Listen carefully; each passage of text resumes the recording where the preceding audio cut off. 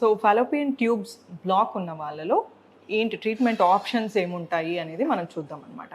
So Fallopian tubes block ఉన్నాయి అన్నప్పుడు మనము ఆ బ్లాక్ అనేది ఇరువైపులా ఉందా లేకపోతే వన్ సైడే ఉందా చూసుకోవడం ఇంపార్టెంట్.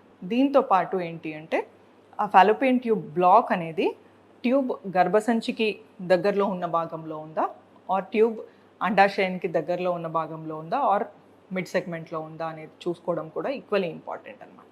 సో దీన్ని బట్టి మనము ట్రీట్మెంట్ ఆప్షన్స్ అనేది సజెస్ట్ చేయడం ఇంపార్టెంట్.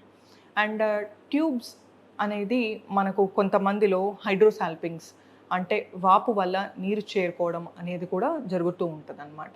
సో మనకు కాజ్ ఏంటి, ట్యూబ్లో ఇబ్బంది ఏంటి అనేది గమనించుకొని ఆ బ్లాక్ ఎక్కడ ఉంది అనేది చూసుకొని దాన్ని బట్టి మనం ట్రీట్మెంట్ సజెస్ట్ చేయడం జరుగుతుంది అనమాట.